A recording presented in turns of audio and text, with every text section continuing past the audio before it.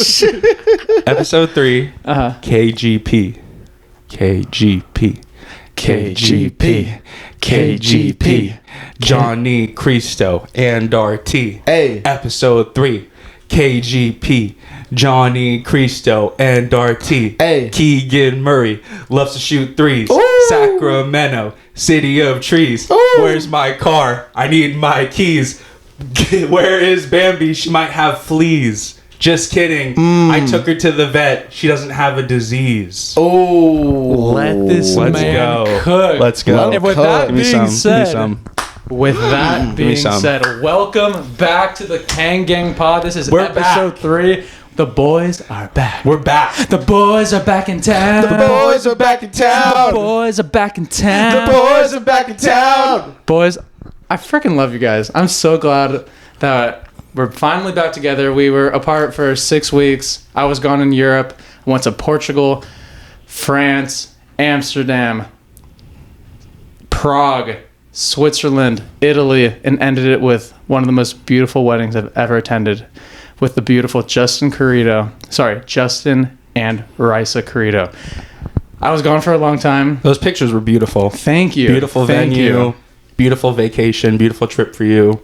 Just the recharge you needed before the season It was started. literally like, it took all year to plan. Like Maya and I have been planning this for a very long time. And the fact that looking back on it, like we worked all year for this and now it's over. And now we just have all these photos and memories to look back on for the rest of our lives. Like I'm so grateful that we were able to go. And you it guys was took so a lot of much good fun. pictures. Thank you. I felt like I was you. able to live vicariously through your and Maya's beautiful pictures. Oh So my thank you for Thank you. sharing those moments. No, I mean it was bucket list for sure. I mean, like Maya and I have been saying this, like we're never gonna forget this trip for the rest of our lives. And for anyone out there, just go do it. Go travel, go experience life out there. Like it was so great to just step away for a month, and it was much needed.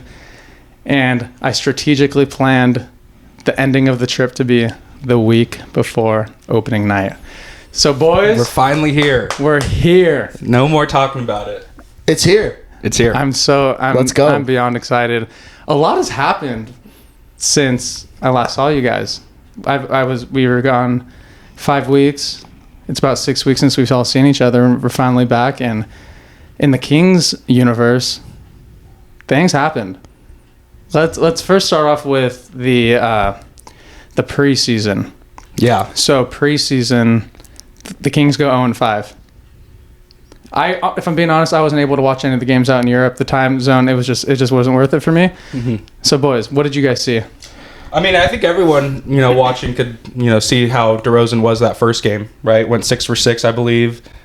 Just looked great in the offense. I think it's important in preseason to not go in panic mode, especially when you have a new team, when you have a new leader like DeRozan. It's important that you just look at the positives, look at how your offense flows, look at how many open shots we got. And I think the Kings got a lot of open shots in the preseason, despite the record. So I was encouraged. I think our offense looked really well. I think Jordan McLaughlin looked really well. Like he's going to be a nice bench piece for us. They put out some interesting lineups with Alex Len, pairing with Domas at one point. I think it was against the Jazz. I think the Jazz game, and Alex Len hit a couple corner threes. So I was encouraged despite the record. I think our offense looks really well. I think all the new pieces fit really well. I think Doug McDermott looked really good in his last game. So yeah, I'm not too worried. I'm not panicking about the record. I think the Kings look really good.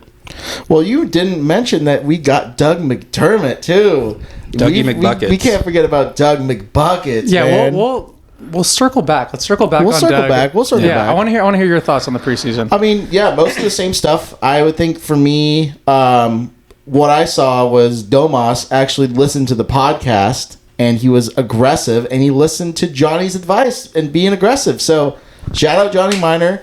Thank you, Domas. Thank you, Domas, for being aggressive. And also thank you, Anthony Davis, because that's who we saw on the court. Yeah. When he's putting up big numbers on a scoring night, we can't just thank Domi. Domas should play with a sense of urgency too. Without with being an All-Star snub, All-NBA snub, I think he should play with a sense of urgency and with a little chip on his shoulder. I mean, he already does. He's one of the more physical players in the league. But if that's not fuel, I don't know what is. So I agree. He should come out this season hungry.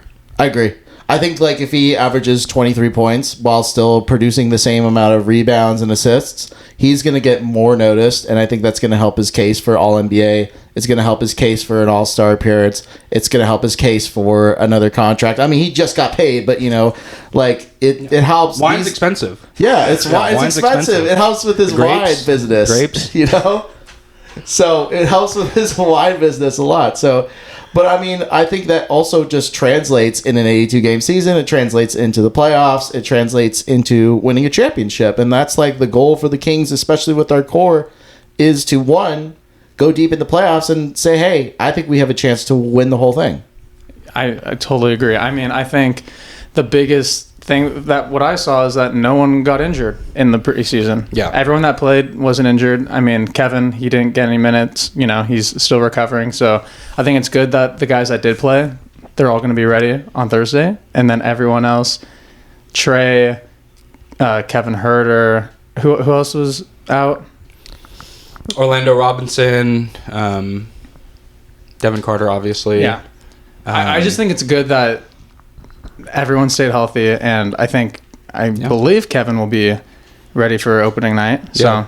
He's been warming up, and I think he's been scrimmaging and everything. So, yeah, he should be ready soon. Trey Lyles should be ready soon, too. Yeah. So going into the season with a healthy roster is going to be huge for us. So that was pretty much the preseason. I mean, it was just throwing it out there, trying to work some offensive movement, and no one got hurt. We didn't win a game, but you rather get the losses out the way now. Do not hit the panic button, Kings fans. Do not hit the panic button. If anything, that's the more positive thing is you have more on film to learn from when you lose or when you have defensive slip-ups. So I know Mike Brown was in the film room with them 24/7 during that whole preseason stretch to work on things, and like you said, it's good to have it now before the season actually starts. So I think it was a positive. 1,000%. No, I mean, it's honestly, I think it's going to be better that we lost those games. Like you said, we're going to have a lot to correct, and we'll correct it by opening night. The other massive thing that happened while I was gone was the Starting Five Netflix docuseries featuring our beloved Domantas Sabonis, alongside an all superstar cast with LeBron James, Anthony Edwards. I don't know why Anthony Davis is on my mind. Miss me with him. Anthony Edwards, which we'll get into in a second, but that guy's legendary. Jimmy Butler and Jason Tatum. JT. So, TZ, what did you think about just the spotlight Sacramento got from having our center, Domantas Sabonis, being featured on Netflix for the world to see? I think not only was it Domas that got featured, but all these Sacramento content creators like Marcellus Howard, he had a big clip where Netflix just took his YouTube reaction of Domas missing the All-Star snub, and that just helps. I mean, Drew Absher, is that what it is? Yeah, Drew Absher, comedian out of Sacramento. Yeah, comedian. He also got some love too. Deuce and Mo, they also got featured as well. I think they did. No, they got featured on ESPN. They got featured on ESPN, but Deuce and Mo are big time. Of course, they're getting featured somewhere. But it's people that are starting ESPN. Well, I compared them to because I want to just talk about it as a whole, but Sacramento is getting a lot of love, especially in a community where it's not really mentioned. Everybody that talks about California is like, oh, it's like San Francisco or LA. People are quick to not think about Sacramento as our capital of our state, and the fact that there's a basketball team here that's been really, really successful the last 2 years after 16 years of just pain and suffering and just multiple ownerships, bad draft picks, horrible trades, and seeing how this team has now moved on up in the world. I think to me, that's the specialist part is just that fact of just being oh, Sacramento is a very, very popular city. And now there's more features of it. It's Sacramento is cool to be around. Yeah. I think it's cool how Netflix caught, and I haven't seen the whole thing, but I've seen, clips of Domas's parts and parts where they feature the Kings, but I think it's the parts that matter the most. Parts that matter the most, right? Well, I'll watch the whole thing eventually, but I just feel like it's really cool that Netflix caught the authenticity of this city. I feel like, especially with basketball fans, the Kings are always the most recently the darlings of the NBA breaking the playoff drought. But it was nice in the clips I've seen. You get to see the real Sacramento and how passionate we really are. And it's a shame that it took us winning for people to recognize that and not, clown on us like they always have been. But I think it's just really cool how on a global scale, it can put out how authentic Kings fans are, how authentic Domas is, how much of a family man he is when he's this bruiser on the court. It was really cool to see how they were able to portray him in a different light. And it's just really awesome seeing, a city and a community that we really care about being showcased and being being in the spotlight. So yeah, I just think it's weird how it's kind of like a dream come true because we've always wanted national attention. Not that it's a must, but it's nice to be recognized. But now that we have a Netflix documentary showcasing our best player and our city, just feels really cool. Yeah, I like how you said we've been chasing this. We've been begging for the national TV games, notoriety. We feel like we've earned it for a long time, and then we started getting glimpses of more TNT games, more live broadcasting games across the world, and then to top, like the cherry on top is in the very first season of the starting five, we get Domantas Sabonis representing our city. Like that, it couldn't have been a better summer, if I'm being honest. I mean, I agree. Yeah, so it was, and another thing, and just like the way the whole show was edited, like from the very beginning of the season, and like they picked like 5 perfect players to follow, like Sabonis, such an incredible family man. I bet like any man watching that show, like you see how these guys are with their family and how they are outside of their job. They're role models, and it's really cool to see that guy is on our team, Yeah. But like the way it starts in the beginning of the season, and you see all the trials and tribulations of what NBA players go through with injuries and family emergencies and the emotions that just come along with playing the game and like missing the playoffs, like how we unfortunately did last year. And then with Anthony Edwards making it all the way to the Western Conference Finals for the first time, like the debate of who's the next face of the league, like he wants it. And then like Jason Tatum, who gets criticized heavily, he's the one also featured in the show that makes it all the way to the NBA Finals. So I just thought they picked 5 perfect players to showcase, and definitely it was a great watch. So I think Keegan Murray is going to be on the next season. That's what I heard. There's a rumor. I heard that it's going to be the starting one, just Keegan Murray. That would be following him. I would pay double the subscription price for an all-access Keegan Murray show. Just Keegan Murray. I just want to see him eating a bowl of cereal and staring off into the distance. Yeah, like if it was on a different streaming service, like the Keegan Murray, KeeganMurray.com. Patreon. I would pay everything for that subscription. Yeah. Yeah, so the starting 5 was, everyone go watch it. Like as a basketball fan, you just appreciate, you will appreciate it. So next order of business, let's talk about how the Kings Twitter was buzzing the past couple of days. They were saying, "Oh, De'Aaron Fox, he's in no rush to sign an extension." They're saying all these things about, like, some people I saw were nervous, and people talk on Twitter. And if he waits to sign his extension the following year, say he makes All NBA, that guy is going to be the highest paid player in the NBA. 5 years, 345, 350, something like that. Some number that I can't even comprehend. We can never comprehend a number that high. So just what are your thoughts on this upcoming season for De'Aaron and like what his future could potentially hold? Yeah, I mean, I didn't take it as a slight to Sacramento at all. I think that's what you want to see out of your young player, or now, star player. You want them to bet on themselves. I think that was the bigger thing. He's a family man now. He has a couple kids. I think he knows he deserves more. I think he knows he can reach the All-NBA level and get that extra money. So I didn't take it as a slight to the Kings. I think he knows we're building something around him. If trading Halliburton wasn't the biggest sign that we're doing that, then I don't know what is. But yeah, I love that our star player is betting on himself, and I think it's just going to make him even hungrier going into the year. I agree. I think another thing too is that De'Aaron is going to be 27 in December. So that's crazy. He's younger than all of us. Yeah, he's younger than us. Crazy. Because he is in the prime of his career right now, and right now when the father time catches up to everybody. And when you look at De'Aaron Fox, he is beginning his prime, but he wants to secure that money while he's in his prime to, one, be able to still play at a high level, and then two, to secure himself and his family for the future, for the rest of his life. And for generations and generations to come. and generations for and Rain, generations. for Poppy, for Rain and Poppy's kids. Yeah. Like, that money will last multiple lifetimes. And their kids too. So it's like, I think for De'Aaron, he wants to prove that he wants to make sure that he's able to get the money that he's able to play at to and that he level. deserves. And he deserves. And he deserves all of it. So he wants to be in Sacramento too. He wants to be here.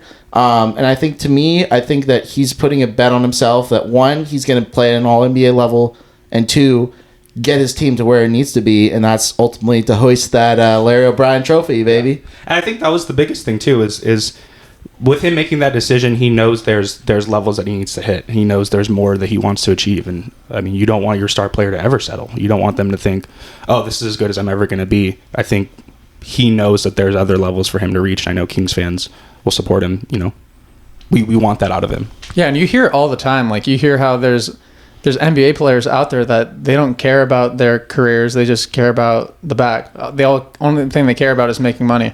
And you could see, you could tell, the difference between a player that is literally here just to make money and live a lavish life versus guys that want to be legends in the game, cemented forever. I feel like De'Aaron Fox is one of those guys that his aspirations are huge. He wants to win first and foremost. I'm sure he has a ton of personal achievements he wants to hit as for his career, but I think what is most important to the man is success in Sacramento, and that's all. As a Kings fan, you can't. All you could do is just be so happy that he's your leader on the team. And he's represented us since day one. I think he's always been quoted. His rookie year, he was always like, "I love playing for a team where the Kings are the only ticket in town." And he loves being the showcase and the focal point of this city, even when we were playing bad. So I think he wants to bring us a championship more than anyone else. Yeah, I'm all for it. Please bring it home. Please. Buy stock in De'Aaron Fox right now. De'Aaron Fox buy for it mayor. now. De'Aaron Fox for mayor. If we get that chip, seriously. He's the definition of loyalty. A governor, a higher title. Yeah, governor. He's a definition of loyalty. Governor of California. Yeah. Exactly. Yeah. So another thing that happened was the signing of Dougie McBuckets. So, backstory: we traded away Jaden McDaniels, who we got in the trade for Sasha and Davion Mitchell. We get Jaden McDaniels. He plays a couple preseason games, hangs out in Sacktown for a little bit. Monty puts the boot on and kicks him out of here. So, what are your thoughts on the move of acquiring a sharpshooter in Dougie McBuckets? I love the move. I'm gonna miss Jaden McDaniels. He's an Aztec alumni, San Diego State. Shout out San Diego State. I got a lot of love for people down there. Shout out. So sad to see him go, but you could tell in preseason he just didn't fit really with our team. Didn't bring the shooting that we needed, and I love the McDermott signing. I think he looked good in his preseason game here. He has good chemistry with Domas, playing with him in Indiana. And he's already showed his humor and personality with dressing like Kevin Huerter at the Halloween party last night or 2 days ago. So I think he's going to fit right in, not just on the court, but also personality-wise. So I'm excited for it. I agree. I think what makes it really special is that Doug McDermott's been in the league for a long time. He knows the ways of being a winner. He's been in playoff series before. He has been a player that's been a part of a rotational piece for many, many years. And, he's 6'6". He can shoot. He is another wing depth player that we've needed for a while. And I feel like that Doug fits that role for the team, fits offensively, and just fits with the core of what we do with Domas, like Johnny said. But with other players, too, I'm super excited to see Doug McDermott just give us at least 15 to 20 minutes a game of just solid shooting, just being able to just come off DHOs and just being able to work the DHO game with Domas and DeMar and De'Aaron Fox and all those players, and just being able to just rotate the ball and just do a lot of stuff that he's going to do really well. So I'm excited about Doug McDermott. Man, I'm ready. Yeah, the thing that is really great about his game is he's not just a spot-up shooter. Mm-hmm. The way he curls around screens and he's fading away for most of it. None of his shots are...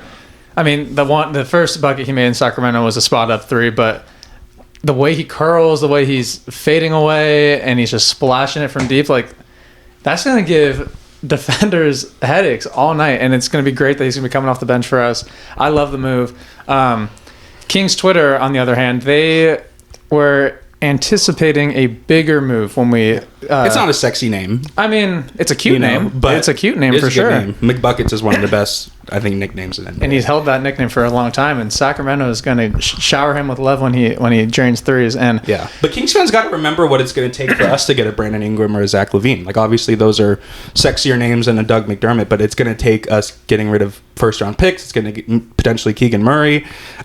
So you have to remember, with improving your team, getting an all-star back, it's going to cost you. So I'm not in the boat to give up our assets for one of those players personally. Not at this point. I completely agree. I don't want to go big fish hunting when we already got the biggest fish on the free agency market with DeMar DeRozan. I don't want to bring in a Brandon Ingram or a Zach LaVine. That's just going to make things too complicated. Like, There's only one basketball. Like, those type of players, I don't know if they would fit with our current roster. So I think if we stand still and we just roll with what we got right now, maybe down the road add more veteran leadership closer to playoff time, or maybe that wing defender that people are dreaming about. Who knows? If it happens, it happens. But I think I'm confident with our group as of right now, and we'll find out very soon.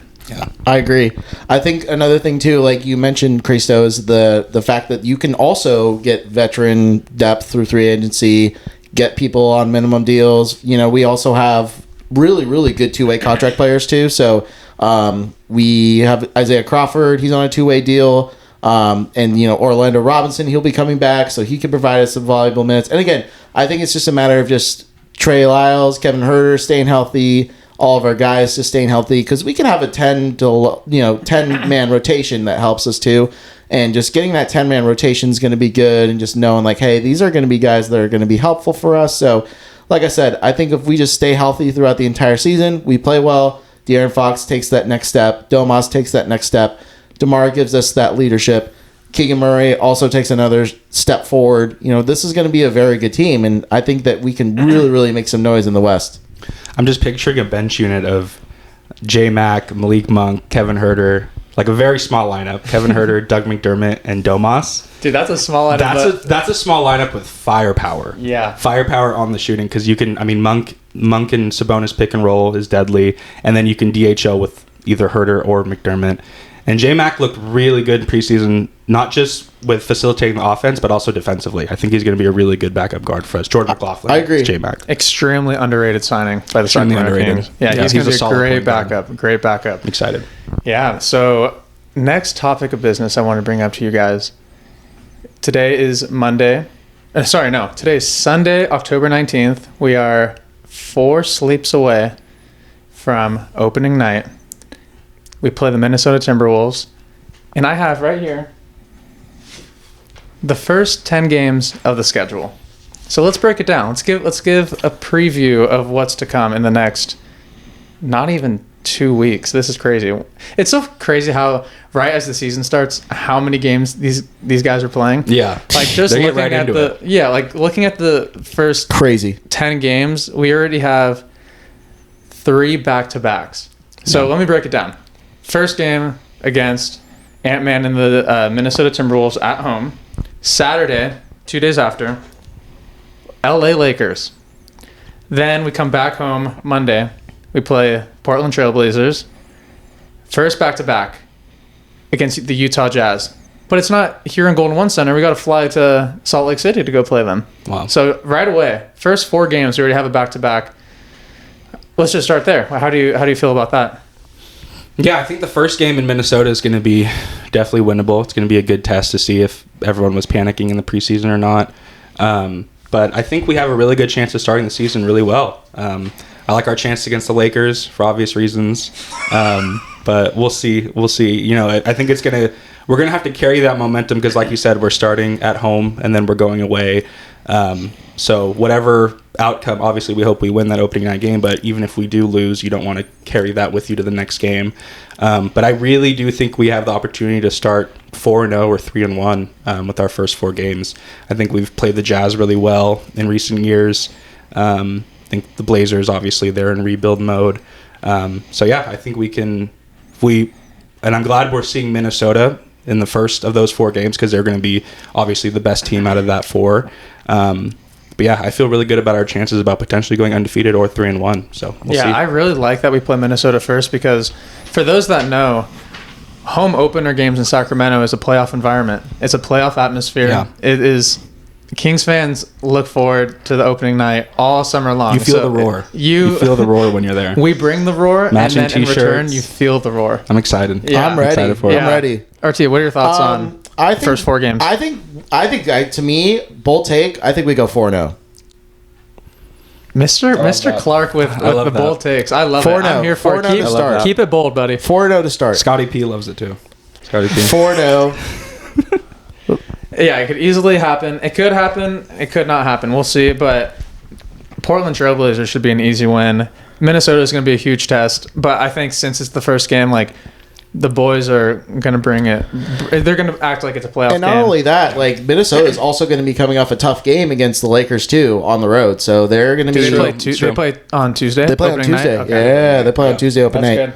So they're already going to come in just having some fatigue a little bit while we're going to be fresh. So I like our chances, and I think Minnesota is going to be a team that wants to beat up the Lakers, and they're going to kind of like look at it, and then just be like, Sacramento's like, oh, okay, we can try and take care of business, but I do think we match up really well with the Timberwolves, especially since We have they've in the lost. past, even with their big lineup, we did fine against it.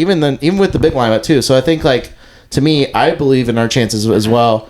I think this team, I like our chances. I think we have the wing offense to really, really counter against their big defensive lineups and all that stuff. I really think, though, I think DeMar gets hot in the beginning of the game, and I think he keeps that momentum going. I think Domas also just needs to be aggressive, and De'Aaron just needs to just outscore Anthony Edwards and just out-facilitate him, just do what he needs to do, be the better playmaker. As long as we have the best playmakers on the floor, we'll win that game easily. I think this is going to be a really good test for Keon Ellis to showcase, his on-ball abilities. He's obviously going to be guarding Ant the whole game. So, yeah, it's going to be a good test for him early on to see, hey, can you shut down the other team's best player? Because if we want to be a championship team, we're going to need that guy. Mm-hmm. And Keon has showed he can be that guy. Is he going to do it to start the year? Is he going to take some games? So he's going to be a player to watch for me. Yeah, it's going to be a very quick start to the season, 4 games in 5 days. So there's going to be a lot to see. So after that back-to-back, we have a 3-day break. So from Tuesday to Friday, we are playing on the road. So at this point, this will be our second road game. We're playing Atlanta Hawks on Friday, and then another back-to-back Saturday versus the Raptors. So from flying from Atlanta, Georgia to Toronto back-to-back. Wow. So they're really testing the Kings. Thanks, Adam Silver. That's wild. So they're really giving it to us early. Southwest miles for that one. Get a free flight. That's the least we could do. That's the least we could get, right? Vivek's PJ. Yeah, so we have back-to-back away games, and then we have another 2-day break, and then we fly to Miami to play the Heat. Damn. So 4-game road trip, Jazz, Hawks, Raptors, Heat. And then 2 days after, we come home for the Raptors. So we're playing Davion twice. So Davion's homecoming will be on November 6th. Is he going to be their starting point guard next to Quickly? That's interesting. That's interesting. Yeah.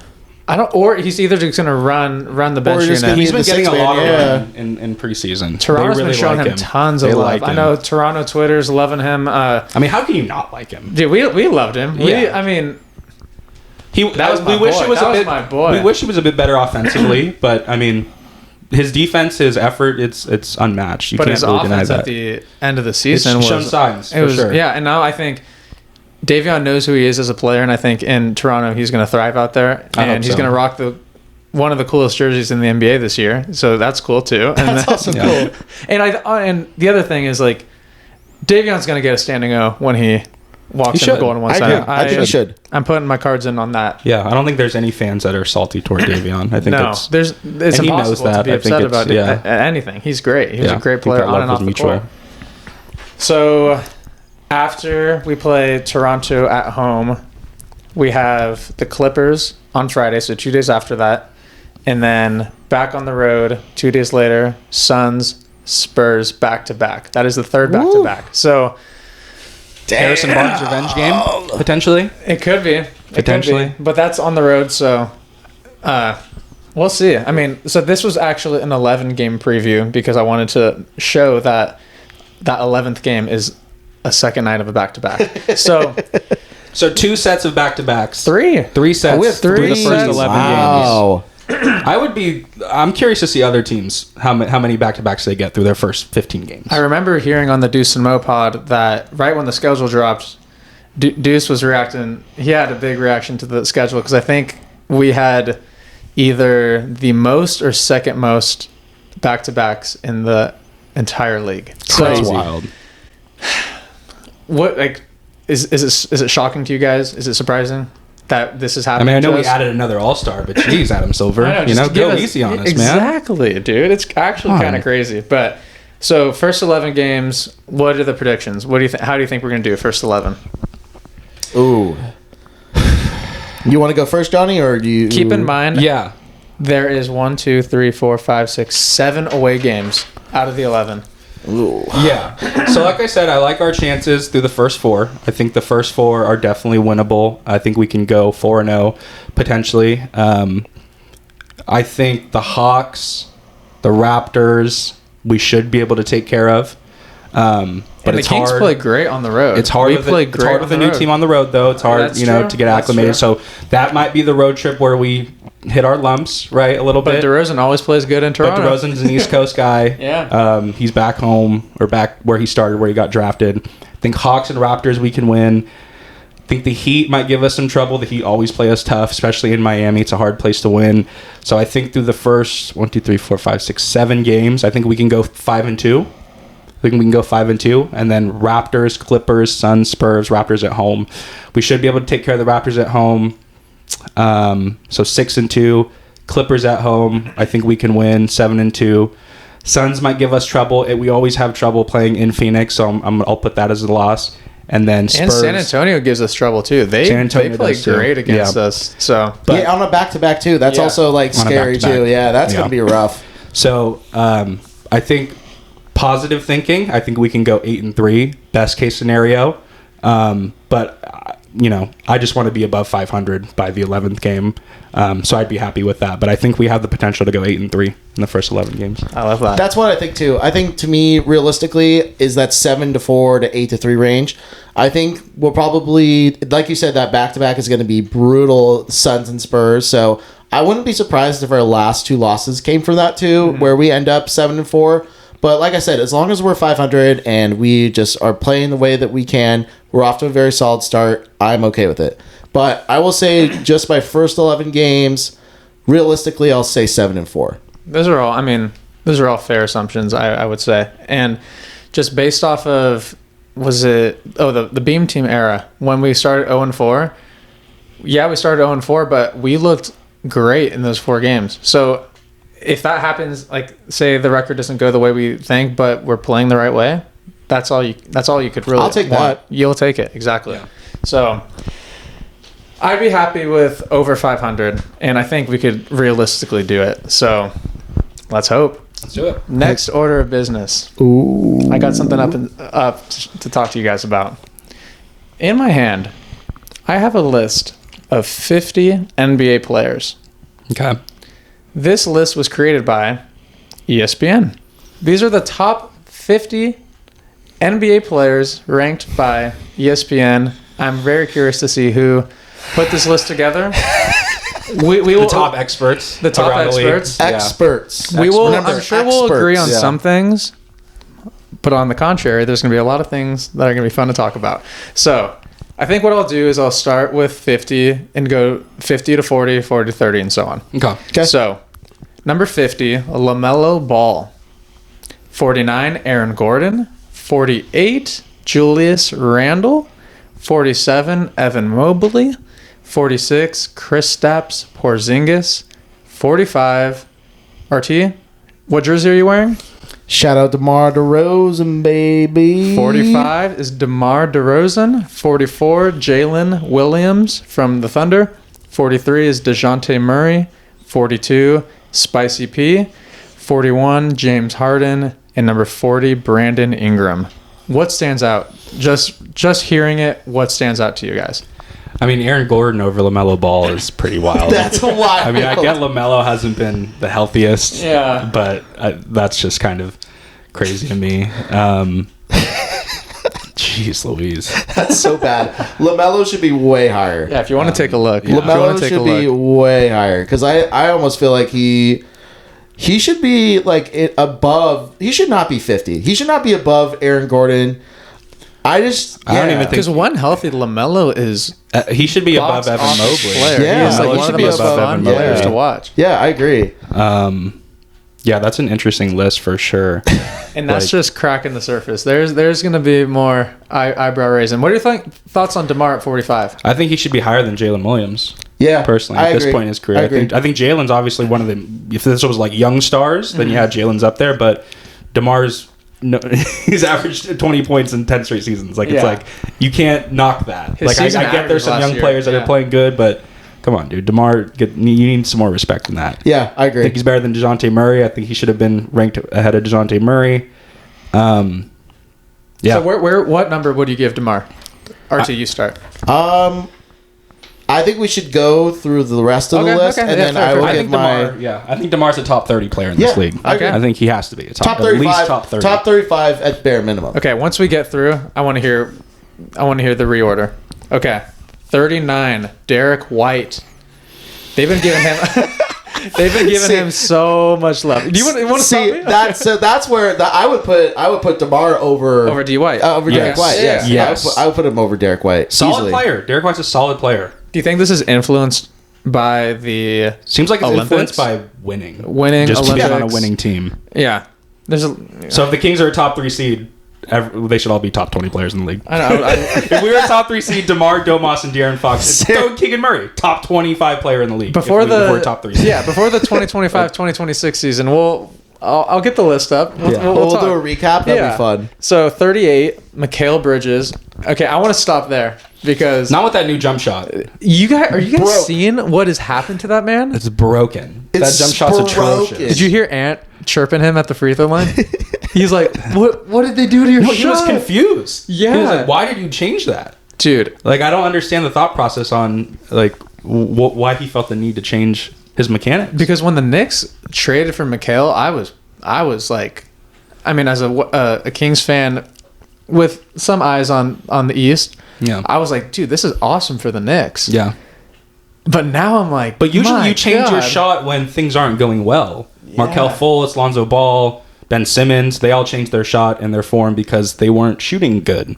Mikal was borderline all-star with his jump shot. He's coming off of his best season and of his career. Off his best season, so I don't understand the thought process because I saw That's those crazy. clips. And yeah, that was one of the funkiest releases I've ever seen. It just looked like he had a hitch. It looked like Charles Barkley's golf swing. It didn't look right. It didn't look right, and it sucks because he's such a good player. I know. So I'm you're a just big like, fan. why? Kings why wanted him. change? Kings really wanted him. We wanted him. We all wanted him. Wanted him. But I'm glad we got DeRozan. Yeah. Okay. 37, Trae Young. 36, Ooh. Drew Holiday. People are very high on this man right now. 35, Scotty Barnes. 34, Shaq would love this. Rudy Gobert at 34. 33, Lauri Markkanen. 32, Chet Holmgren. 31, Jamal Murray. And number 30, the new nickname, Big Meow. Karl Anthony Towns. Big Purr. Oh my God. And after all that, It's crazy because shout out. No, they were talking to media about you. They really did. They really did. They were just talking to media. They really did. He's so zesty. Oh I my love God. Zest. He's first team all Zest for All sure. zest. sure. All zest. Dude. Him and Keegan. So no, Keegan's not. He's Keegan's first team probably all, like that. He's behind first team all closed doors. cuteness. Behind closed doors, you never know. You never know. You never You're know. right. He probably likes to tickle De'Aaron. During the sleepovers, right? As soon as Yeah. interviews are done, he actually he becomes the tickle monster. He's like, of the boys, team. it's just for the camera. Yeah. This is the I real know. me, boys. Oh my God. Okay, so what are your thoughts on 39 to 30? Trae Young is way too low. Yeah, Trey was up. Yeah. Trae Young is lower than Jamal Murray. Trey gets a lot of hate throughout the league He for does. some reason. I think Trae Young's a very good player. I don't know why he gets so much hate, but I don't get it either. I mean, he. I guess a lot of people live in New York and they just are like, ESPN's headquarters. yeah, that's their. Yeah, just like they're just not fans of Trae. I mean, it just seems like this list is all based on winning. I mean, Chet Holmgren over Trae Young.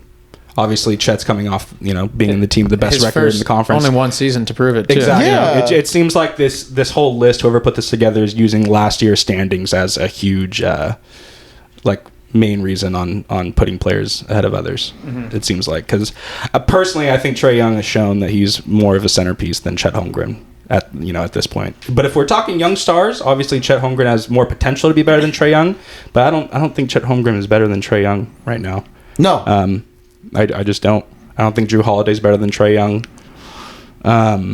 They are putting a ton of value on defense, though. Jamal Derek White, Murray Drew is Holiday, not better Rudy than Gobert. Trae Young. Trae Young, if the Hawks were a better team in the East, I think Trae Young would be higher. Yeah, It's a shame that they're using that as a I just want to know the metrics. right. Give me something. Or it's kind of like the MVP voting. Like, what are you voting on? Right. Right. Or six man. We'll talk about that. So later. dumb. Okay. So we went through 50 through 30, and only one Sacramento Kings player was mentioned. So far, do you think? We'll see where we land. Number 29, the wine enthusiast Domantas Sabonis at 29, and let's just put a pause. Instant reaction at hearing Domantas at number 29 in the NBA. I mean, he's historically been one of the most underappreciated players in the league. So I think as a Kings fan, we're all super biased because we see how hard he plays, how much he puts on for his team, how valuable he is to our team. How durable, how reliant he is. So I think it's low, but I'm also not surprised because the national media, everyone is always undervalued Domas. So upset, but not surprised. Not surprised. Yeah, I think it's more of it. I'm not mad. I'm just disappointed. That's what it is. I'm just disappointed in ESPN because they had 2 years. They've watched Domas play through a broken left hand. He played through a broken left Played hand. with a black eye all season. Multiple bumps and bruises. That's just a day in the life of Domi. And then he gets home and Tygie's climbing on him. You know what I mean? No one he's sees his that. Father of the year. He's father of the year when he walks back Big Bird. home. Dressed up like Big Bird. Yes. So Exactly. Another thing that they mentioned in the starting five series multiple times that Sabonis, he was breaking records that only Wilt Chamberlain was holding. This man had an unbelievably successful season last year, and they gave him 29. Yeah. Disrespectful. Bonkers. Disrespectful. Bonkers. Okay, 28. His starting five counterpart, Jimmy Butler. 27, Zion. 26. 26. De'Aaron Fox. De'Aaron Fox is at 26. And do you want to hear all the people? Yeah. I want to hear all of them. 25, Kyrie Irving. 24, I'm very curious to see your reactions to this. Paolo Banchero, 24. They think Paolo's better than Kyrie Irving. And De'Aaron. And Sabonis. Yeah, this is... Okay. 23, Damian Lillard. Nah. 22, Kawhi. Woj must have made this list as a joke before he left. This is so This has to be like inconsistent. April Fool's joke. He wanted Shams to report this list just to get back at him for all these years. Yeah. It's a Shams list. God, dude, 22 that's terrible. is Kawhi Leonard. That's terrible. 21, PG. And 20, another big reaction coming. John Morant. So... Purple Scar Morant. So there's a lot to digest after hearing 29 to 20. Sabonis, God. again, was at 29. De'Aaron is at 26. So if you were to give your non-biased, try to be as completely non-biased as possible, De'Aaron Fox, where do you think he should be? Without even hearing the rest, where do you think he should be? I think Fox is a top 15 player in the league. I think he's a top 5 point guard. to be that low. What, 26. 26? I mean, It just doesn't sit right with me. it doesn't. It doesn't. I think he's better than Paolo.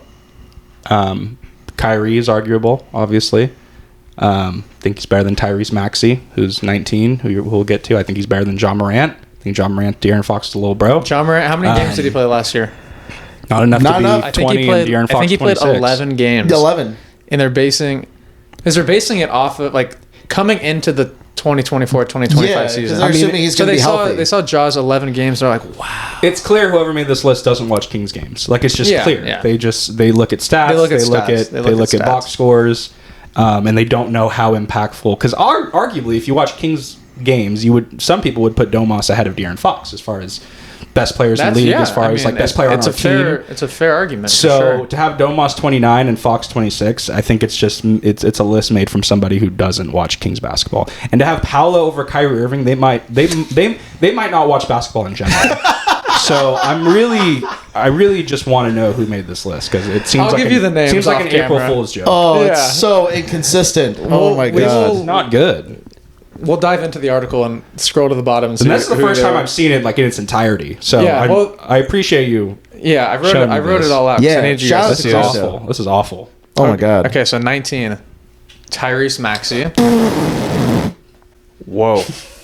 That's ridiculous. RC, if you need to use the restroom, you could Yeah, walk out the door. yeah. My gosh. RT has a bone to pick with Tyrese Maxey. Oh my Can God. you, wait, what's the I think beef? he's overhyped. What's the I think he's beef? overhyped. Okay, so Solid player, overhyped. I agree. I think it's what it is everybody assumed that he had this big breakout last year. Rightfully so. He Very did. good He player. played great. Very good player. But I He think had a 50 bomb, right? He dropped the 50 dude, burger, right? His teammate's one of the best centers Yeah. of all time. Yeah. Like, he has so much space to create. He has so much space to play his own game. And he's good, but yeah, I just think it's a little too much. I just love. think Too like quick? Yeah, Yeah, too too quick. quick. Like Yeah. especially when you put Tyrese Maxey, like he's over players like Damian Lillard, De'Aaron Fox, John Morant.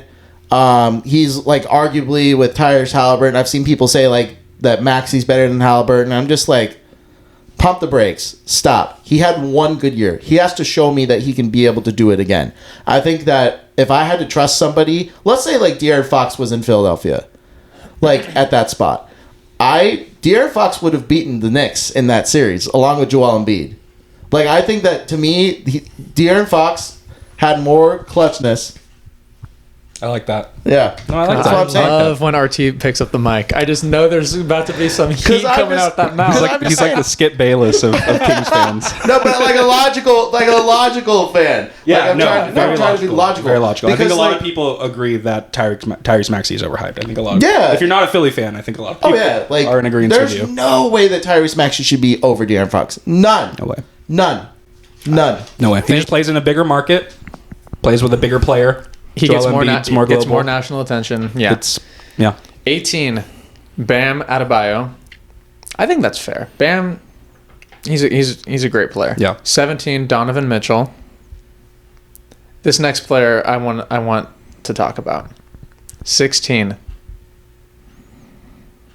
Do you have any idea who I'm about to say?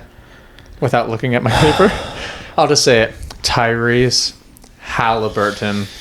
And this is where we need to discuss this. Okay. So, as we all know, massive blockbuster trade, Sabonis for Tyrese. It benefited both teams. But the national media is obsessed with Tyrese. I mean, rightfully so. He's a great person. He could be up there for face of the league. He's like He's a great person. He's a great energy. He's a great guy to great be focal around. point. Shares the ball. Isn't selfish. He's what you want in a team. Stays out of trouble off the court. I mean, Yeah. he's a great guy. I mean, Yeah. like, and you need that when Yeah, he's a snow bunny captain. He's a snow Yeah. bunny captain. We all saw he's- the 50 we all Cent see the video. videos. That was yeah, crazy. I mean, social So guy, funny. nice with the ladies. Yeah. Can't complain. no. So Snow bunny MVP. So number 16 is that too high, too low, or just about right? And seeing his name above all of the Kings players on this list, does that have a bad feeling in your stomach about it, or are you just you're over it, you're trying to move on, or I mean, I've moved on. I moved on from Halliburton as a player, just after the success we had with Domas, understanding when you want to win in this league, risks have to be made. But I mean, we're still fans of the guy. We're still fans of the guy. We're rooting him on, of course. And like to be everyone honest, in Sacramento is. To be honest, I like that ranking of him.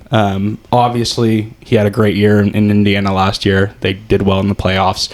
So, like I said, whoever made this list is obviously using last year as kind of a standing point or a big kind of way to grade these players. I like that that's where he's at. You know, it kind of stings when people put him ahead of Fox because we obviously want Fox to be the better player. We think Fox is the better player. He's the better scorer, at least. I think we can all agree on that. If we're talking ISO score or clutch score.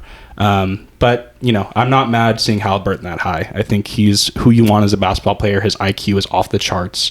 And one of the best passers. He's amazing. He's a great basketball player. Yeah. And it's frustrating because you want him to be a better scorer.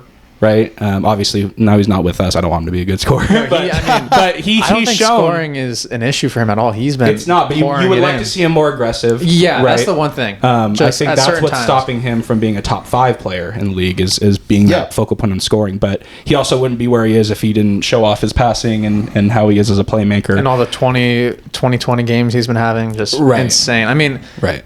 So as much as it stings him being above De'Aaron, I think it's a fair. I really spot. I for think him. it's So I think maybe even top 15.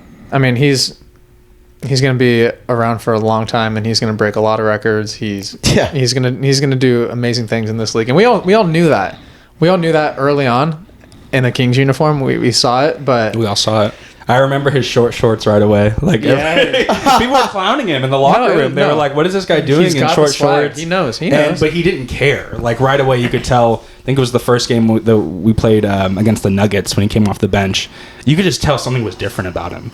Like I know everyone speaks on aura and everyone speaks on like this energy, whatever. But when he came onto the court in his first game against the Nuggets, you could tell our offense changed. We shared the ball more. He actually made Buddy Hield pass. He had effects on our team that only special players can have on teams. So, don't mean to rant on that, but loved seeing Tyrese in a Kings uniform. I think it's important for us to talk about him because he was a big piece. He brought us Domas. It's not like we lost him for nothing. It's not like we had bad ties and left in free agency. No. We needed him to be where we are right now and to be as successful as we are right now. And Domas is a key piece for us. He's a key piece for our franchise. He's on the global status with the Netflix documentary. So we love Tyrese. We wish him well, but I'm so glad he gave us someone to build from and a great person to build from in Domas. I agree. Well said. I think when it comes to the rankings, though, I think Tyrese Halliburton is where he needs to be in that top 20 conversation. I think he is around that range. I would personally put Donovan Mitchell over him just because I think that Donovan Mitchell just carries more impact than Tyrese Halliburton. He's played a longer career. He's proved more, more. Not only just a longer career, but just like in general, I think that Donovan Mitchell carries more weight to his team than Tyrese Halliburton carries to his team. Because if you... And the Pacers win a lot when Tyrese isn't playing too, which is, that's no knock on Tyrese at all because like that happens around the league every day. When their star goes out, they're still NBA players. They know how to play without a good player on their team, So, anyways, what's next on the list? So number 15, Devin Booker. 14, Jaylen Brown. 13, Anthony Davis. 12, Jalen Brunson. 11, Victor Wembanyama. Wow. 11. At 11. So that, I'm curious your guys' thoughts on that because obviously he's a once-in-a-lifetime talent, generational player. He's only played in the league 1 year, and they're saying... So this is like LeBron hype. Yeah. Right? I mean, he's the only player to have that type of hype coming into the NBA, and I think do you think he exceeded his expectations for his first rookie year, or do you think he followed to any I think expectation he did about as good as he could his first year. Obviously the Spurs, they're a great system, but they didn't really have anyone to give him the ball. I think Jeremy Sohan was their point guard, right, for most of the year, and Trey Jones. But I know Trey Jones had some injuries, so I think he had about as good of a first year as you could. I'm not mad at that. I think if anything, he's excelling expectations. He's a better shooter than at least I thought he would be right away. He's shooting the ball really well for someone his size, which is ridiculous. And I think another big thing is the fact that he didn't suffer any major injuries. Right, Because which is huge. that was a huge thing coming into the league. Like, he's 7'5" and he's very skinny. And Yeah, I mean, the Chad fact that Holmgren got injured in a pickup game Exactly, before the so, season like- started, who has a similar build. Yeah, and people were, they were curious to see if a player of that stature could last a full season. And the Spurs are just such a smart organization. They kept him like only playing certain amount of minutes, and like, it wasn't like super like public, but they weren't playing him heavy minutes at all until maybe the end. Maybe, I don't even think then, but he's gonna get way more minutes this year, and he got drafted very high in fantasy this year, so Ooh, we're gonna talk about that. We'll talk about the end. Yeah. Top 10. Are you ready? Number Sure. 10, Ant-Man. Number 9, Kevin Durant. Number 8, Joel Embiid. Number 7, LeBron James. Number 6, Steph Curry. Number 5, Jason Tatum. Number 4, Shai Gilgeous-Alexander. Number 3, Giannis Antetokounmpo. 2, Luka Doncic. And number 1, Nikola Trotman, horse racing Jokic. So the top 4 are all international players, which is just, the game is growing by the year, and it's just crazy to see. I don't really have any issues with the top 10. I think they're going to slide throughout the year, of course. LeBron entering year 22 in the top 10, so it's just freaking crazy. But yeah, I mean, Joel at 8 is interesting. I mean, I think he could slide up, obviously. I mean, he was having a unmatched year last year before he went down with injury, so that's the top 50. And I think you could put Embiid over Tatum when Embiid is healthy. I'll take a healthy Embiid over Tatum easily. but clearly this list is, It's all health. it's all winning, Winning and health. Yeah. And stats. Inconsistencies. So that's the top 50. I mean, I'm just glad that our Kings players are named. I think in the top 100, Malik is on that list, and Keegan Murray is on that list as well.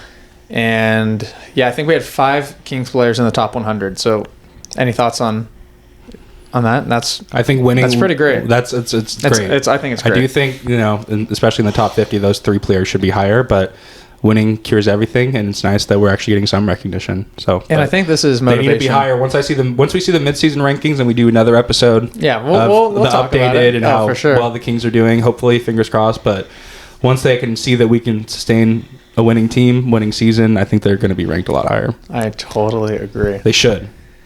They should too. So last thing, let's talk about in our personal lives. We're all in a fantasy basketball league together. Yes. Category Category point league. system. Johnny Minor, just right off the back, this man, I was looking at this guy's. He was. What pick were you? I was 6th. You were 6th. I was So I was third. like, So I've getting always players to fall to me. Yeah, and I Yeah.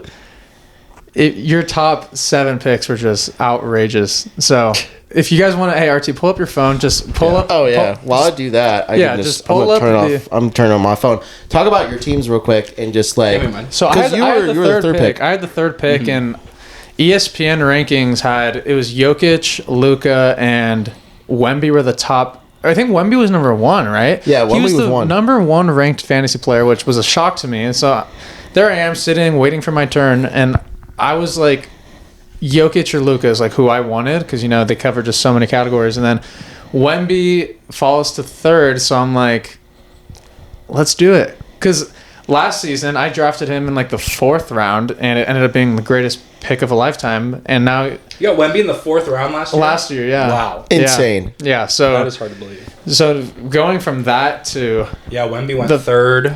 Yeah, Shea went after him. And then you were 5th pick? I was 7th. 7th? So I was after you. Okay. fantasy is just it's so much fun. I get so excited to draft every year.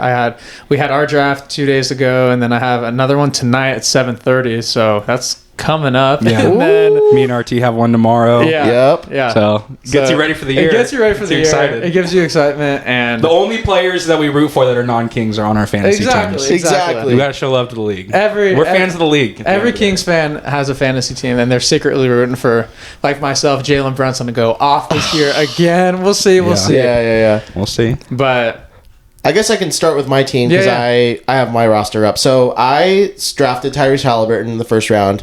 He went 7th, correct? He went 7th. Needed to get some assists. Wanted to dominate in the assist category. Do you have the correct order? I have the order. Yeah. Yeah, run through it. Run who you picked. I have the order. Yeah. So what I did was I went Tyrese Halliburton first round, then followed up with Trae Young as another point guard, then Scotty Barnes, Kyrie Irving, Jalen Williams, Nikola Vucevic, Darius Garland, Michael Porter Jr., OG Anunoby, Josh Hart for rebounds, Donovan Clingan for blocks, Isaiah Hartenstein for rebounds and blocks, and then John Collins as just a guy that can plug in. You have a pretty balanced team. It sounds pretty guard heavy just hearing the names, but then at the end, got John Collins and you got that rookie. A lot of rebounders. Yeah. So and it's a 10-person league, by the way. So that's why we have pretty good players, So Johnny, read yours. All right. So I really like my team. I think they're really, it's a good group of guys. So round 1, I got Anthony Davis with the 6th pick. I think that's great value getting Anthony Davis. As much as we clown on him. Hey, me and RT are clowning. He was a durable player last year. So. This is the only pick that I do not agree with. Everyone else was we clown on him enough. I need to show him some love. So I'm like, you know what? I felt kind of bad. But Anthony Davis, hope you have some good games. Other than the games against us. And then I got Steph Curry in the 2nd round, pick 15. Yeah, that made me so mad. I'm still in shock that I was able to get Steph Curry. He's top 10 for fantasy. Round. He's got to be crazy. top 10. I got James Harden in the 3rd round, pick number 26. I got Şengün in the 4th round, pick number 35. Excellent value for a 4th rounder. I got our boy Debo DeRozan in the 5th round. I had to get a king there. Didn't want to take one too early, but I was able to get DeMar DeRozan in the 5th round. So my first 5 picks were Anthony Davis, Steph, James Harden, Şengün, DeMar DeRozan. That's not a bad starting 5. That's a great start. That's great. That's starting 5. Netflix, hit him up. Yeah, I mean, I would watch that starting 5. This is like some Şengün on Netflix. Dude, that would be fun. Sick. And then so after the 5th round and the 6th round, I got Siakam, which is a little bit of a fall. I didn't think Siakam would fall to me in the 6th round.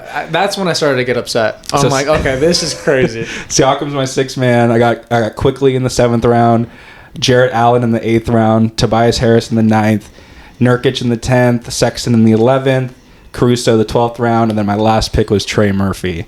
So I got a lot of centers. I really like your team. I got a lot of centers, but I think I have a balanced team. I think Steph and Harden, DeRozan are going to carry my points. I think Quickly's going to carry my points. I got Jarrett Allen and Nurkic and AD with blocks and rebounds. So yeah, I feel pretty good about my team, man. I feel pretty good. I was looking at your team, and while you were drafting, I'm just like, God, that was the meme of just clenching my fist. That's good about the 6th pick is you're able to kind of see. You get the middle. You get people, guys that follow you, so it's your choice on whether like, hey, do I take this guy that fell or. But yeah, let us know in the comments whose team. That's crazy because that's crazy because let us know. I felt that way when I talked about your team, Christo. Because RT loves my team. I think out of all of our 10 teams, I think Christo's team is the best team. I will go through it, like you said. I got it right here. So go for it. My first pick, I had the 3rd pick, so I picked Victor Wembanyama. Can't go wrong. 2nd round, Jalen Brunson. I love JB. 3rd pick, Kevin Durant. 4th pick, Julius Randle. 5th round. I was shocked he was here. 5th round, Zion Williamson. Obviously, he's injuries, but the man lost. That man cut weight like crazy. So I think Julius was a little bit early. 4th? He has potential to pay off, though. He has potential. A little bit early. 6th round, Jimmy Butler. 7th round, Anthony Simons. 8th, Josh Giddey. Because I think he's just going to be... I think he's going to fit well in the system. I like him in Chicago. 9, Jalen Duren. He's going to be a double-double machine. Got to get the rebounds. RJ Barrett. I think RJ is going to have a great year in Toronto. This one, Terry Rozier. Me and RT talked about it. He's droppable. 12th round, Derek Lively. In 13th round, I always shoot for the stars. So I picked the 1st overall pick this year, Zachary Risachet. So it's going to be fun from that class has to do good. Someone from that class. Somebody. Did anyone pick Reed Shepard? I don't know if anyone Reed Shepard. So. I mean, in a 10-team league, I don't know. The waiver wire is popping. Is all I know. The waiver wire is popping in a 10-man league. Rockets are a hard team to predict. Like, who are they gonna? They got a lot of guards. A lot of guys that want to score. They do. Jalen Green's gonna shoot 30 shots a game. Of course he is. So boys, There's a lot to look forward to in the next coming days. We're going to be very active. We got. I feel like we've been rolling. No, we've been rolling. This was the fun. second. No, I think second episode is a trio. Yeah. So I think we needed to. There was a lot to cover. I mean, 6 weeks of stuff to talk about. So it was much needed. Boys, I love you. Love you guys. I love the you Kang guys. Gang Pod, we love you. We're going to be uploading. Let's go. We're going to try to be posting every Monday, Thursday. If not Thursday, it depends just on the game schedule. We're in the very early stage of this, and we appreciate everyone for just showing us love on our first 2 episodes and Thank you guys. subscribing Thank you on so YouTube, watching us on Instagram, watching our reels. We're going to be pumping out content very consistently all throughout the season, and we're just getting started, and things get rolling in a few days. Let's go. Let's go, Kings. T-Wolves, you're next. Kang Gang Pod. Let's go. I love you, boys. Let's go. Let's go.